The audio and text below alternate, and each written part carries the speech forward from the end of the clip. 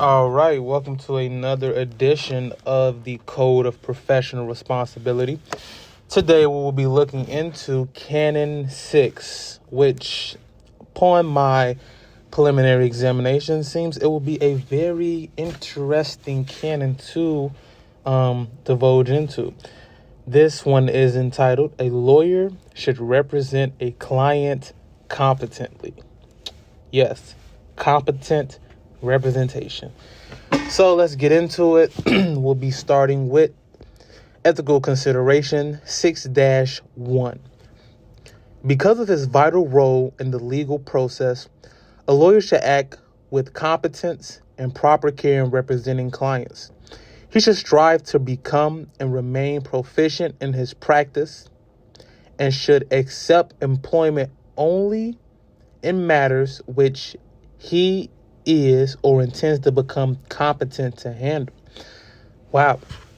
There's also a footnote. Let's see if we can find it. 1. Alrighty. So, 1. When a citizen is faced with the need for a lawyer, he wants and is entitled to the best informed counsel he can obtain.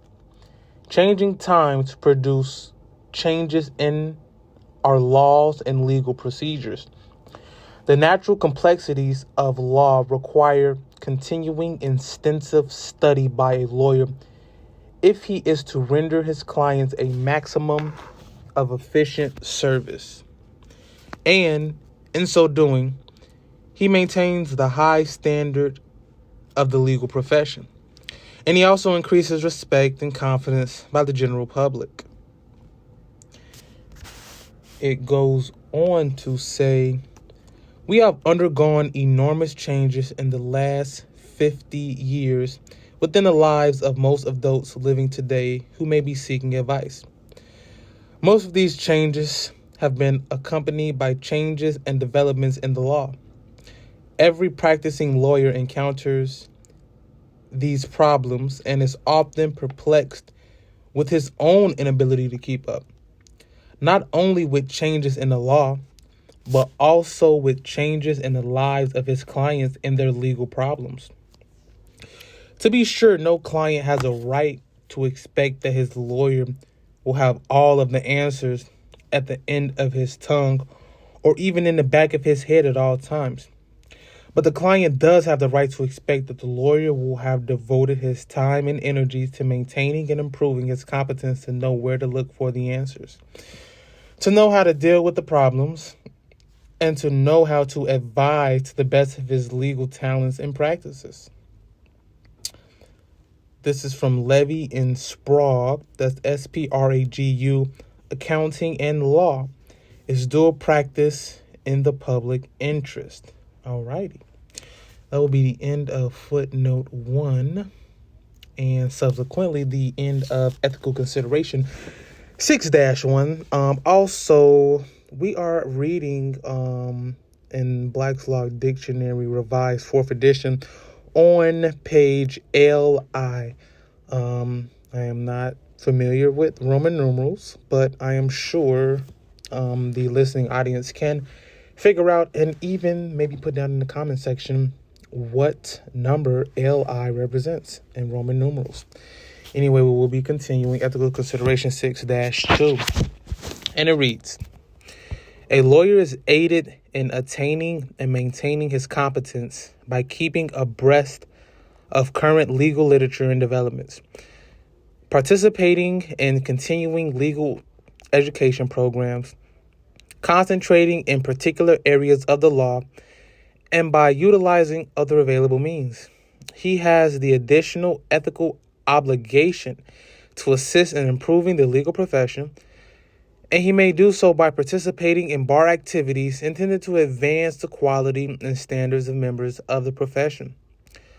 Of particular importance is the careful training of his younger associates and the giving of sound guidance to all lawyers who consult him. In short, a lawyer should strive at all levels to aid the legal profession in advancing the highest possible standard of integrity and competence to meet those standards himself. We also have a second footnote, and we will read. The whole purpose of continuing legal education, so enthusiastically supported by the American Bar Association, is to make it possible for lawyers to make themselves better lawyers. But there are no nostrums for proficiency in the law. It must come through the hard work of the lawyer himself. To the extent that work, whether it be in attending institutes or legal courses, in studying after hours, or in the actual day in and day out practice of his profession, can be concentrated within a limited field, the greater the proficiency and expertness that can be developed.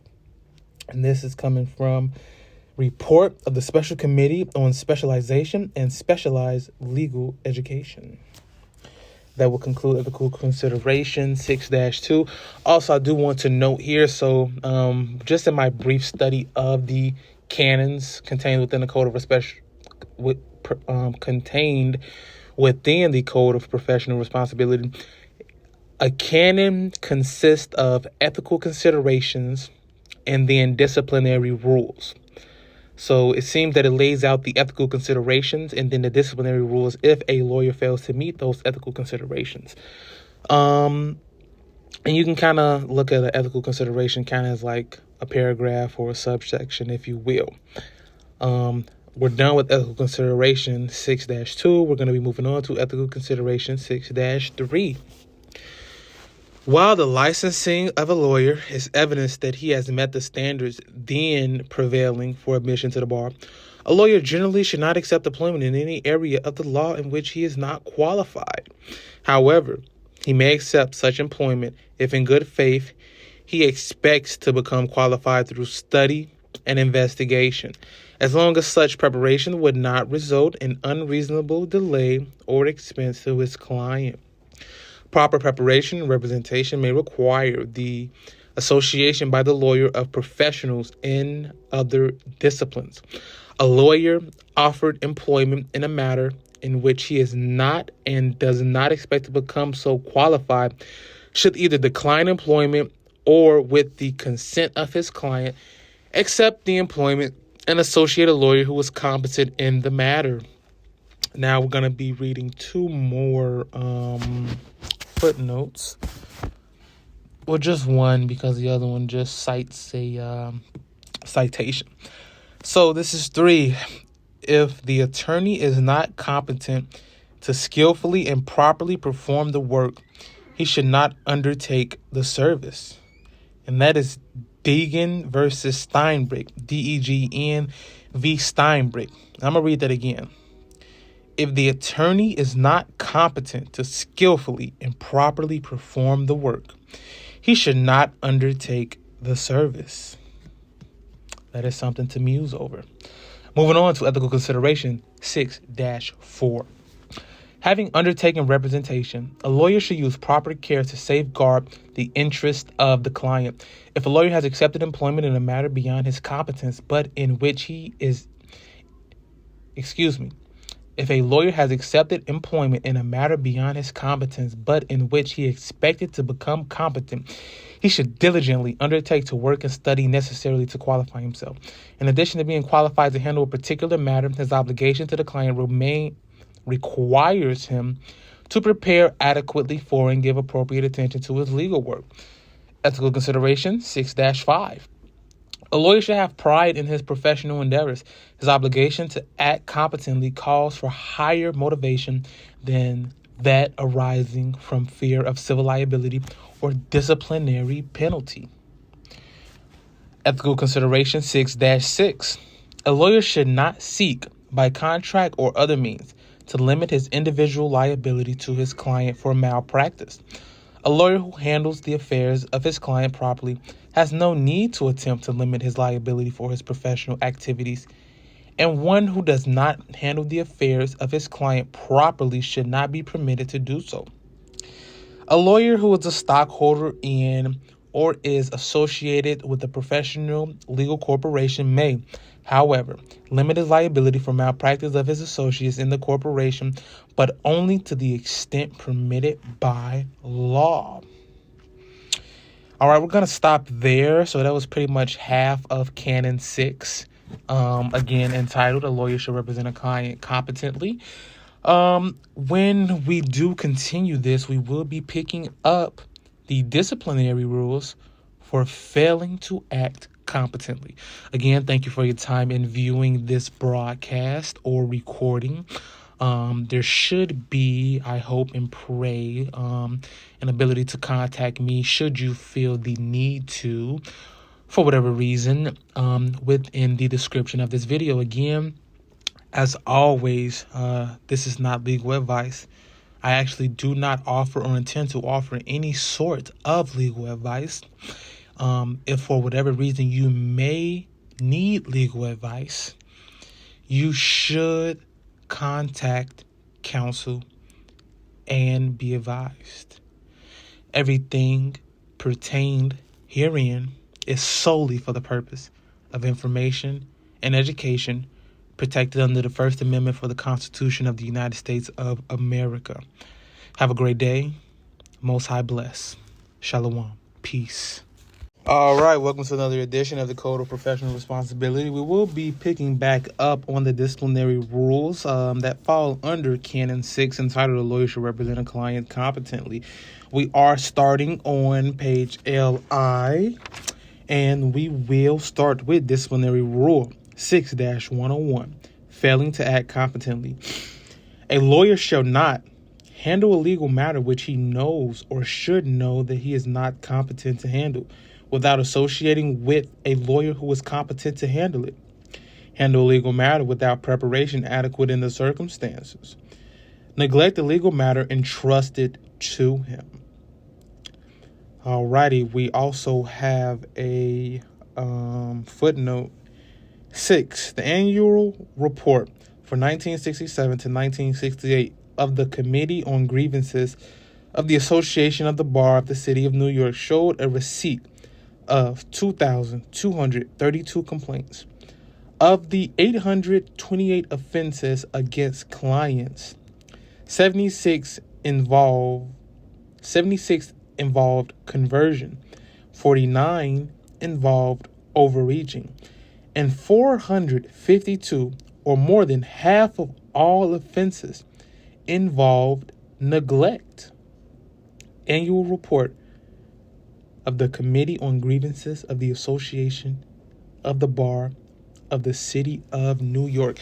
That is something to very much so muse over, especially in researching and understanding the disciplinary rules when failing to act competently. So over half of the complaints received within the span of a year to the New York Bar Association, specifically the Committee on Grievances, more than half of all offenses involved neglect. My question to the listening audience is your lawyer neglecting your case? If so, what is your recourse? Anyway, we will continue. Disciplinary rule 6-102, limiting liability to client.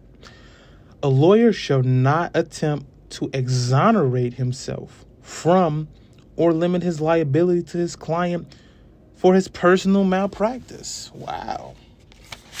We're going to be moving on to LII. Oh, actually, wow, that was a very short canon. Seeing how the last one I just did was only 11 minutes, and right now we're only at 3, I may just combine these together because that ends Canon 6.